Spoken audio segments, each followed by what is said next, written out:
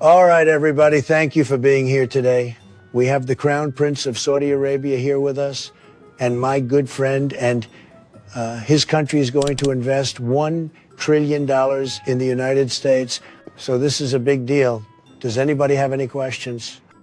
Apart from everything you mentioned in your opening remarks, you forgot to mention that you've de-escalated 7 wars since you started.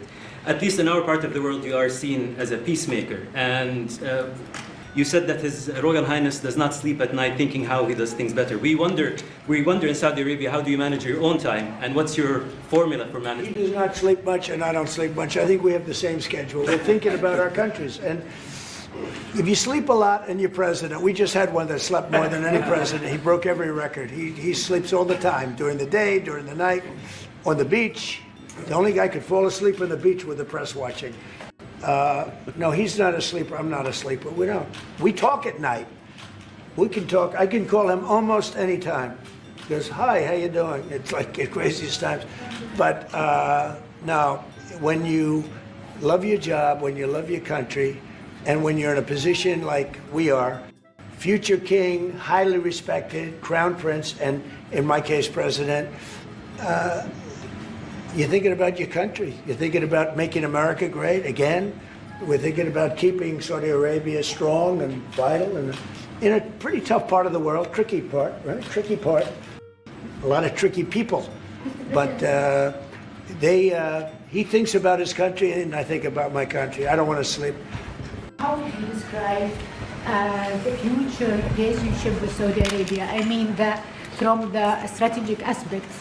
How would you describe that? Well, look, I love the country of Saudi Arabia. I know the people very well. The level of treatment that we go when we go to Saudi Arabia is something that is incredible.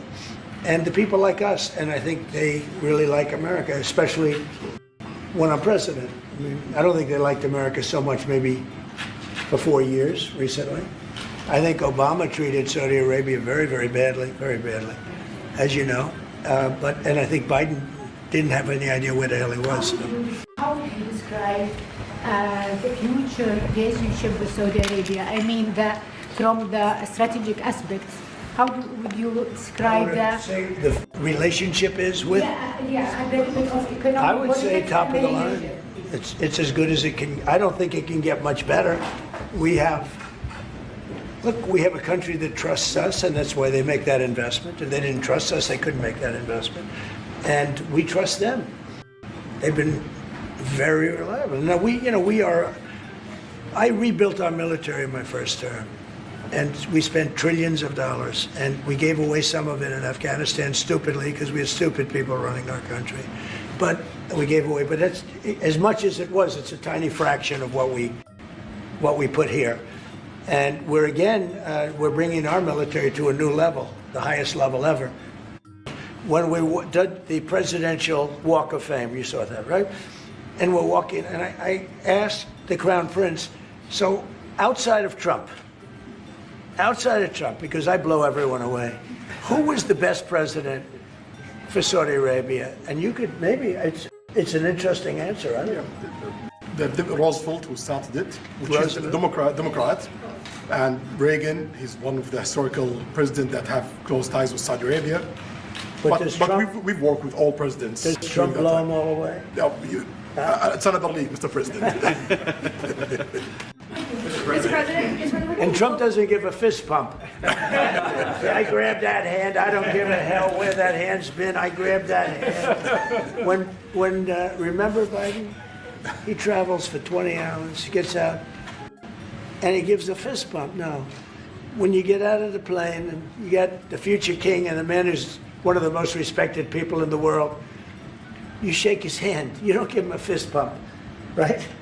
We don't want to ask you about that, but I can't imagine you were thrilled. You were like a little bit surprised. We're getting closer to the end of the year. Have you started the interviews for the Fed chair? I think I already know my choice. Who is it? Well, I liked him, but he's not going to take the job. He refused. You like Treasury better, right? So we are talking to various people, and frankly, I'd love to get the guy currently in there out right now.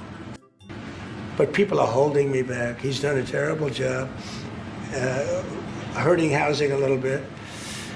The truth is, we've been so successful, we've blown past his interest rate stupidity. He's been wrong. That's why I call him too late. He's too late. Jerome Too Late Powell. He was recommended to me by a guy that made a bad choice, and it's too bad. But despite that, it's having very little impact because we have all of these things happening. But it has an impact on housing to a certain extent. He's a fool. He's a stupid man. But we have some very good people. We have some surprising names, and we have some standard names that everybody's talking about. And we may go the standard way. It's nice to every once in a while go politically correct. But we have some great names. You talked to President Maduro of Venezuela yet? Are you still open to that? He wants to talk. Yes, sir. Yeah, I'm open to talk. I talk to everybody. But no, he wants to. They treated us very badly. They sent all of their prison population into the United States, and we're getting them out rapidly. But he sent all of his, and he sends drugs into the United States and other things. No, he treated us badly. He was dealing with a bad president, and he was able to get away. We have now, I think we have the strongest borders anywhere in the world. Nobody's coming in unless they come in legally. We're taking very weak borders where millions of people came in. For the last 6 months, I mean, I don't do these reports. They say 0 people have been able to come in. Is that pretty good? Mr. President, why wait for Congress to release the Epstein files? Why not just do it now? It's not the question that I mind, it's your attitude. I think you are a terrible reporter. It's the way you ask these questions. You start off with a man who's highly respected, asking him a horrible, insubordinate, and just a terrible question. And you could even ask that same exact question nicely. You're all psyched up. Somebody psychs you over at ABC. They're going to psych it. You're a terrible person and a terrible reporter. As far as the Epstein files is, I have nothing to do with Jeffrey Epstein. I threw him out of my club many years ago because I thought he was a sick pervert. And I guess I turned out to be right. But you know who does have?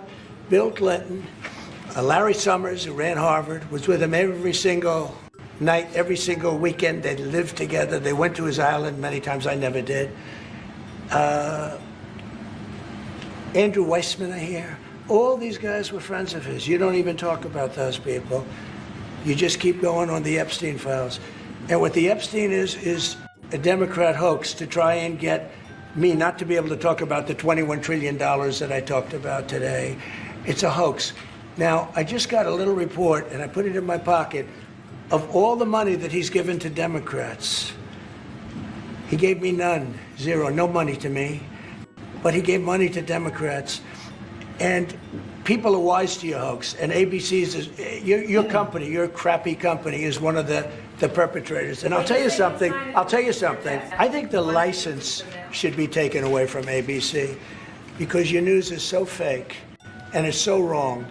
And we have a great commissioner, the chairman, who should look at that, because I think when you come in and when you're 97% negative to Trump, and then Trump wins the election in a landslide, that means obviously your news is not credible, and you're not credible as a reporter. So I've answered your question. You should go and look at the Democrats who received money from Epstein, who spent their time. Larry Summers was with him all the time. That creep, what's his name?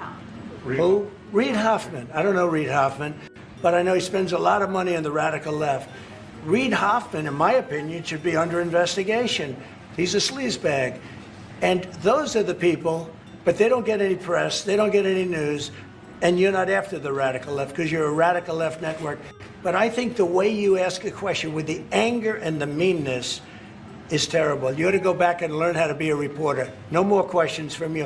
Who else has a question?